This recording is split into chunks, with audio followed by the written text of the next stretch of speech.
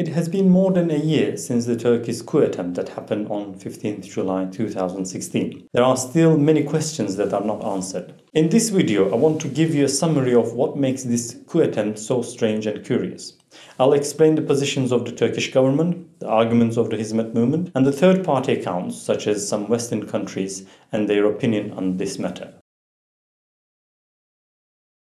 Let's remind ourselves of what happened on July 15, 2016.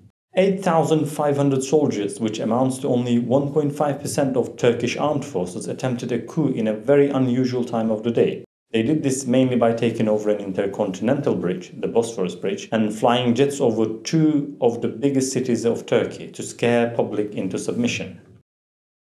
They also bombed the parliament, the presidential palace, and the headquarters of the police special forces in Ankara, police air force, and the National Intelligence Service.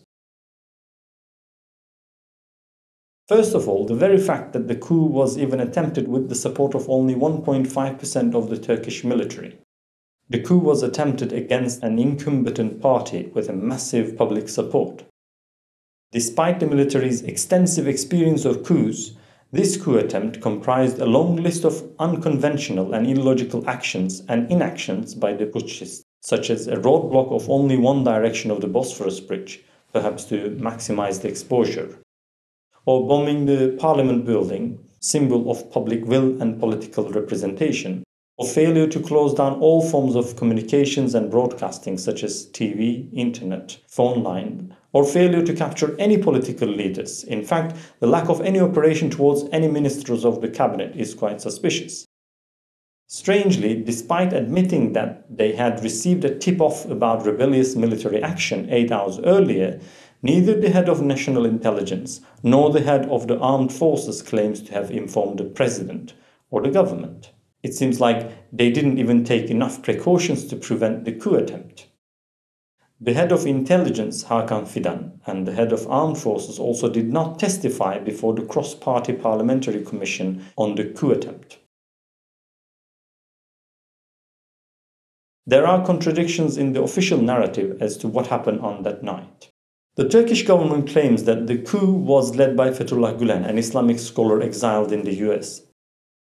President Erdogan made this claim within 2 hours of the start of the coup while it was still ongoing. Turkey has submitted to United States 85 boxes of evidence in support of the extradition of Fethullah Gulen. Interestingly, the extradition request does not seem to be for Gulen's involvement in the coup. The Turkish government claims that the Gulen Movement has infiltrated the country and blames it for the Turkey's past and present troubles. This includes current judicial investigation in the US against an Iranian businessman implicating Turkish politicians and the banks. Seyahatinin dönüşünde havaalanında gözaltına alınmıştır. Sonra tutuklanmıştır. Bugün dün itibariyle konsolosluk erişimi sağlanmıştır. Burada süreci yakından takip ediyoruz. Fakat bu işin geçmişine gitmek lazım. Bu süreci başlatan, şu anda görevden alınan eski savcı Bahara. Ve bunun tamamen bu sürecin Zarrab dahil siyasi bir süreç olduğunu düşünüyoruz ve görüyoruz. Çünkü eski savcı Bahara FETÖ'yle çok yakından bağları var. Hatta hakim de dahil onlarla daha önce Türkiye'ye gelmişlerdir ve Türkiye'de siyasi etkinliklere katılmışlardır ve Türkiye aleyhine de konuşmalar var. Sonradan bakıyoruz ki olay geliyor gene bu FETÖ'ye dayanıyor. Çünkü orada da ne yazık ki bunlarla müşterek çalışıyorlar. Çünkü bu savcılar malum bunlarla müşterek çalışan savcılar olduğu için burada da aynı uygulama yapılıyor. Daha sonra işte Ekonomi Bakanımız Zafer Bey ile ilgili ve bunun yanında Halk Bankası'nın alt yöneticileriyle ilgili alınan kararın da yine nasıl bir organizasyonun neticesi olduğu ortaya çıkıyor. Ben geçen basın toplantımda da söyledim. Bu 17-25 Aralık sürecinde buradaki FETÖ ekibinin o soruşturmalarında geçen ifadeler neyse aynı şimdi burada geçiyor. Gulen has consistently and categorically denied any involvement in the coup. He held press conferences in the 3 days following of the coup, in which he has answered the questions put to him by the world's media. Gulen darbeyi 1000 defa telin ederim. Darbe teşebbüsünü de telin ederim. Darbe yapalım mı? Mülazasına karşı da makas gibi kollarımı açarım. Burası çıkmaz sokak derim. Üstad Necip Fazıl ifadesiyle. Şimdiye kadar genel tavrım hep böyle oldu. Bundan sonra da hep böyle olacak. Benim kanımı içmek isteyen insanlar bile demokratik usullerle şayet iktidara gelmişlerse onların antidemokratik bir yolla, bir yöntemle bertaraf edilmelerini hiçbir zaman düşünmedim, düşünmüyorum, düşünmeyeceğim. Kanımı içseler bile darbeyle onların üzerine gelen insanların arasına girer, kollarımı makas gibi açarım, burası çıkmaz sokak derim. On top of that, Gulen has called for an international commission to investigate the coup and said that he will agree to its findings outright. The call for international investigation is still unanswered by the Turkish government. Gulen said that he would travel to Turkey of his own free will if such a commission were to discover any evidence implicating him in the coup. Böyle bir iddia varsa hakikaten burada benim tanıdığım, benim acizane sevk ve idare ettiğim, benim dediğim şeyle iş yapan insanlar uluslararası bu organizasyon bu meseleyi tahkik alsın. Hakikaten var mı yok mu ona göre karar versinler. Çıkacak sonuca ben razı olurum. Yalan bile olsa yani para verilip iftira şeklinde böyle kağıtlar imza atılsa, doldurulsa bile ama uluslararası bir organizasyonun yapması bunu şayanı tavsiyedir. Kanaat aizanem.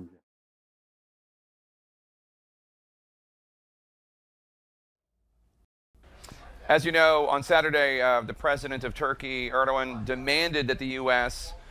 arrest or hand over one of his enemies, Fethullah Gulen, the person he is holding responsible for this coup, who's living in self-imposed exile in the Poconos in Pennsylvania.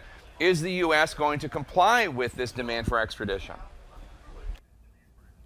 Well, first of all, we have not had a formal request for extradition. That has to come in a formal package.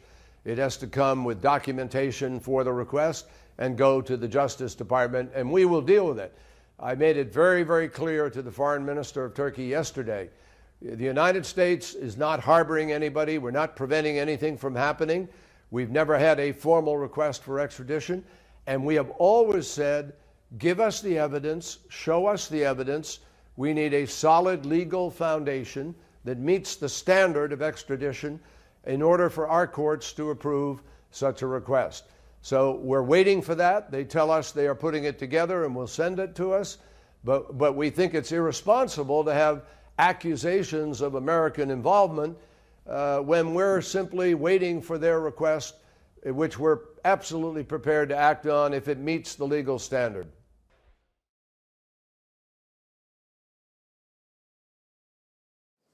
With respect to Fethullah Gulen, we have received no request for extradition. Specifically, though, President Erdogan, obviously in his public comments the other day, called on the United States to return him to Turkey. I made it clear to the foreign minister there is indeed a very formal process for that, and there has to be a formal extradition request submitted through the appropriate channels, legal channels. There is a standard under our system of law that applies to that. I urged the foreign minister to make certain that in whatever portfolio and request they send us evidence, not allegations. We need to see genuine evidence that withstands the standard of scrutiny that exists in many countries' system of law with respect to the issue of extradition. And if it meets that standard, there's no interest we have in standing in the way of appropriately honoring the treaty that we have with Turkey with respect to extradition. But and let me emphasize that we've never had such a request, we've never had such evidence, and we are doing nothing whatsoever to stand in the way of a legitimate process which respects the treaty. Turkey has not submitted an extradition request for Gulen's involvement in the coup. The extradition request submitted with 85 boxes of documents was for other alleged offenses. Where an application for extradition is received, the Department of Justice refers the matter to a judge after it reviews the application for sufficiency. The Department of Justice decision not to refer the application concerning Gulen is revealing, as it suggests that the Department of Justice has not yet found the evidence submitted by the Turkey to be sufficient. David Nunes, head of the US House Intelligence Committee, said during a TV interview in March 2017, "I haven't seen evidence that Gulen was involved in Turkey's failed coup and anything like that." The Erdogan government, he's becoming very authoritarian. NATO for a long time has been a strong ally of ours. They're becoming more and more worrisome in terms of actually being a reliable ally. And, I don't know that we would extradite somebody like that. I haven't seen the evidence for that Gulen was involved in anything like that. If he was, clearly that'd be a different issue.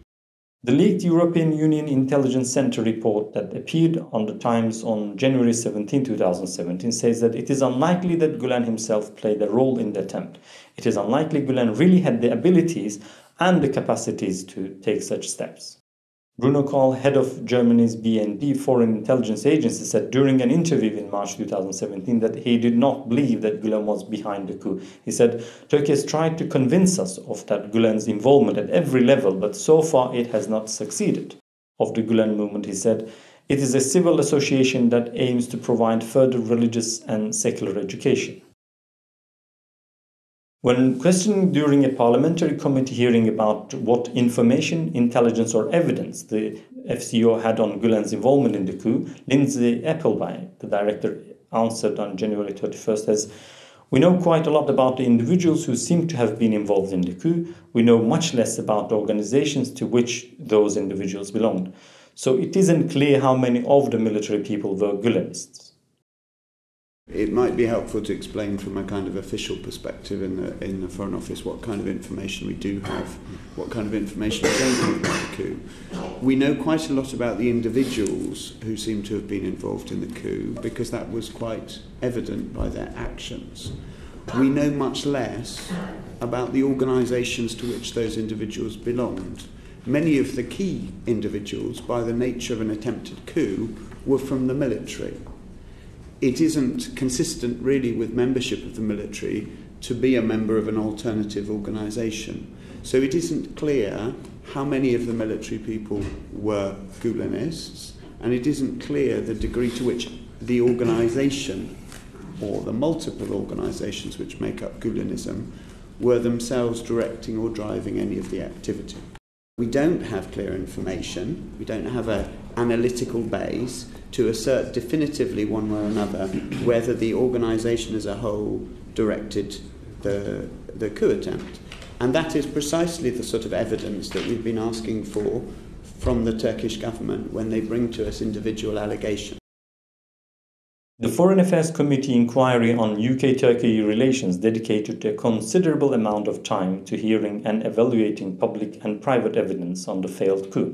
It published its report finding on March 25 in 2017, in which he said that there has no hard evidence to implicate Gulen or the Gulen Movement. What there was at most was circumstantial evidence indicating that some individual Gulenists were involved, and that even then evidence was mostly anecdotal or circumstantial, sometimes premised on information from confessions or informants.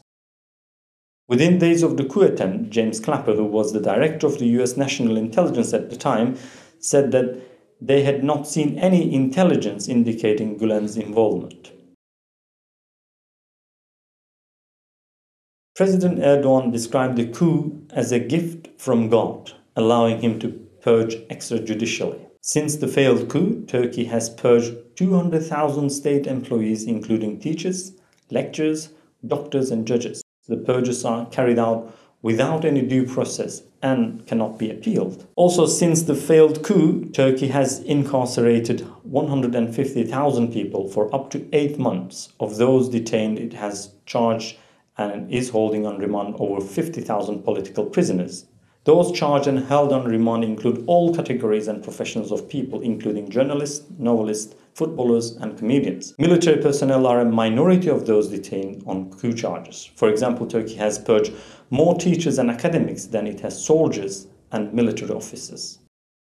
The July 15 coup attempt is the most mysterious and curious one so far. As I predicted on the 9th, the coup attempt was going to be used as a political tool to suppress opposition. However, when I look at it now again, it is much more serious. The current purges changed the entire bureaucracy, judiciary, and the army. 15 July may go down in history books as a successful Richter fire, not as a failed coup attempt, as we assumed so far.